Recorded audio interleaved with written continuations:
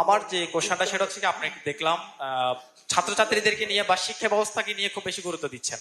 তো আমার যে দুঃখের বিষয়টা সেটা হচ্ছে কি, প্রতিটা নাগরিকের তো আপনার বার্থ সার্টিফিকেট বলেন, পাসপোর্ট বলেন এবং আইডি কার্ড পাওয়া একটা নাগরিকত্ব অধিকার। কিন্তু এই নাগরিকত্ব অধিকার পেতে আমাদেরকে যে পরিমাণ ঝামেলা পোয়াতে হয়, আমরা চাই আপনি যেভাবে খুব সংক্ষেপে এবং ঝামেলা মুক্ত ভাবে আইডি কার্ড বাংলাদেশে এসে করতে পারছেন, আমরা প্রত্যেকে এভাবে করতে চাই।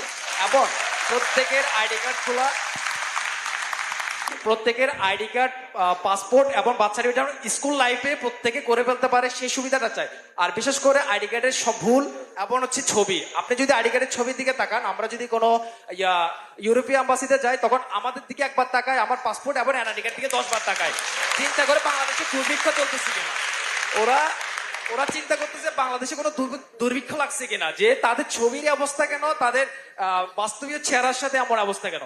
তাদের এই অদক্ষ ব্যবস্থাপনার জন্য আমাদেরকে যে ঝামেলাগুলো পোয়াতে হচ্ছে, সেই আপডেট যুগে যেখানে চায়না এবং জাপান 2050 সালের কথা চিন্তা করতেছে, আর সেখানে আমরা বাংলাদেশের মানুষ আমাদের সার্টিফিকেট, পাসপোর্ট এবং আইডি কার্ড সংশোধন করতে করতে আমাদের জীবন চলে যাচ্ছে।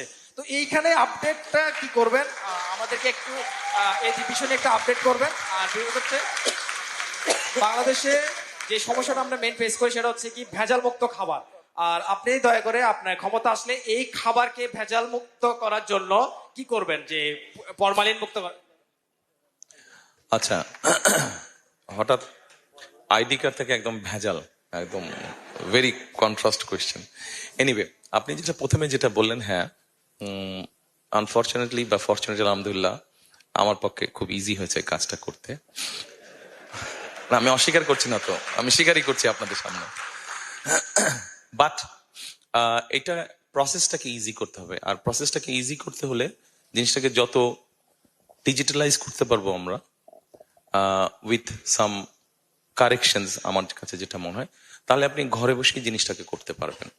পৃথিবীর বিভিন্ন দেশে যেটা সম্ভব হচ্ছে, কোথাও আপনাকে আর যেতে হচ্ছে না। আপনার কাছে যদি আপনার নিজস্ব কম্পিউটার থাকে, আপনার স্মার্টফোন থাকে, তাহলেই আপনি করে ফেলতে পারবেন কাজটা।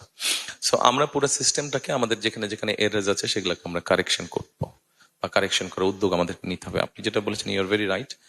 অনেককে অনেক হ্যাসেল পোহাতে হয়।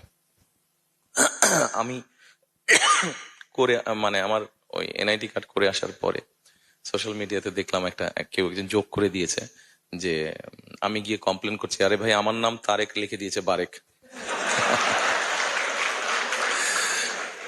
আচ্ছা, তো আমার কাছে যেটা মনে হয় যে সিস্টেমটাকে আমাদের ইজি করতে হবে, আর মোর ডিজিটালাইজ করতে হবে। যদি আমরা ডিজিটালাইজ করি, ইন দ্যাট কেস কারাপশন বা যেগুলো সমস্যা আছে সেগুলো অনেকাংশে কমে আসবে। এটা গেল একটা। আপনি যেটা বলেছেন ভেজালের বিষয়টা, এই বিষয়টা যদি ঠিক করতে হয় তাহলে আমাদেরকে আমাদের কনসাস ঠিক করতে হবে, এবং এটা সরকারের একার কাজ না, এটা আমার আপনার আমাদের সকলের কাজ। এটা আমাদেরকে সকলকে মিলেই করতে হবে। অন্যায়ের বিরুদ্ধে প্রতিবাদ করতে হবে। আপনি যেটা প্রিজারভেটিভের কথা বলেছেন, ফরমালিনের কথা বলেছেন, নিশ্চয়ই আপনি জানেন একটা খাবারে নর্মালি একটা সার্টেন পোর্শনের একটা প্রিজার্ভেশন বা প্রিজারভেটিভ দেওয়া হয়। এটা সব খাবারই দেওয়া হয়, এটা বিদেশে দেওয়া হয়। আমাদের দেশে যেটা হচ্ছে, যারা অসৎ ব্যবসায়ী তারা অতিরিক্ত বেশি দিয়ে দেয়, অথবা তাদের ধারণা নেই, এবং সেই জন্যই জিনিসটা তখন পয়জন হয়ে যায়। তো আমাদেরকে মোট কথা এই জিনিসটাকে যদি বেরিয়ে আসতে হয়, এখানে আমাদের সবাইকে এগিয়ে আসতে হবে। একটা বিষয় আমি আপনাদেরকে বলি, সেটা হচ্ছে একটা দেশ কিন্তু শুধু একটা সরকার গড়ে তুলতে পারে না। একটা দেশকে সকলে মিলে গড়ে তুলতে হয়।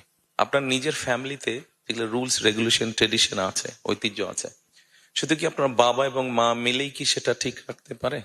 না। আপনাদের প্রত্যেকের, আপনার যত ভাই বোন আছেন, আত্মীয় স্বজন আছেন, আপনাদের প্রত্যেকের পার্টিসিপেশনই কিন্তু আপনার ফ্যামিলির ট্রেডিশন বা ঐতিহ্য বা যা রুলস রেগুলেশন আছে সেগুলো আপনারা ঠিক রাখেন।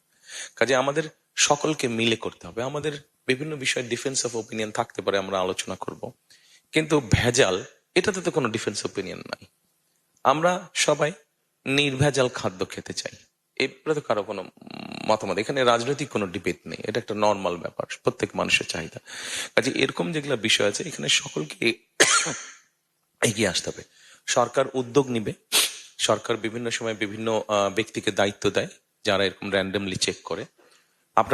আপনাদের মতন ইয়াং যারা আছে তাদেরকে এগিয়ে আসতে হবে, ওই সকল ব্যক্তিদেরকে যারা সঠিকভাবে কাজ করছে তাদেরকে সহযোগিতা